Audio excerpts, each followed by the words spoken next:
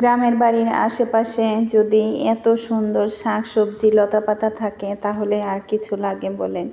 আমার তো আর কিছু লাগে না, কারণ আমি সব সময় ধান্দা করে থাকি যে বাড়িতে গেলে কোন ক্ষেতে কি সবজি আছে, কোন পাশে কোন শাক আছে, কোন গাছে কোন ফল আছে, এগুলাই খুঁজে বেড়াই। আর একটা বিশেষ গুণ বলতে পারেন আমার, যে আমি খুব অল্প সময়ের মধ্যে অনেক তাড়াতাড়ি শাক উঠিয়ে ফেলতে পারি। শাক তুলতে গেলে আমার খুব বেশি একটা সময় লাগে না।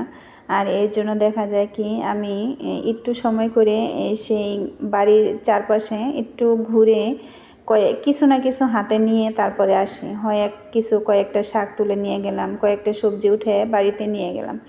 এটা আমার স্বভাব, এটা ছোটোবেলা থেকেই আমার মধ্যে ছিল। আর এখন তো দেখা যায় অনেক দিন পর পর বাড়ি যাওয়া হয়, আর এই কাজগুলো আমি সব সময় করে থাকি। এই যে বাড়ির পাশের জমি থেকে মালঞ্চা শাক উঠাই নিতেছি, এবং মালঞ্চা শাকের সাথে আরও যে কয়েকটা শাক পাওয়া, দুই একটা কলমি শাক পাওয়া গেছিলো, এগুলো সব কিছু উঠিয়ে নিয়ে তারপর কলের পাড় থেকে বালতিতে করে শাকগুলো ভালো করে ধুয়ে তারপরে কেটে রান্নাও করে নিছি। এরপরে টুকটাক আরও কয়েকটা সবজি নিয়েছিলাম, যেমন দুই একটা ডাঁটা নিয়েছি, তারপরে সিম নিয়েছিলাম গাছ থেকে, তারপর চিচিঙ্গা ছিল।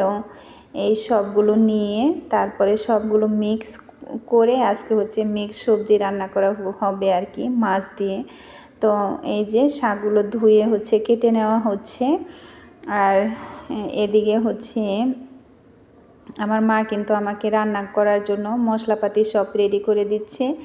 আর আমি এদিক দিয়ে মাটির চুলায় রান্নাও বসিয়ে দিয়েছিলাম। তো শাক কাটার পাশাপাশি চুলায় কিন্তু রান্না একটার পর একটা রান্না করা হয় আর কি। তো তার সাথে সাথে আমি সবজি কাটতেছিলাম, মাকে বলতেছিলাম যে আমাকে একটু ভিডিও করে দাও।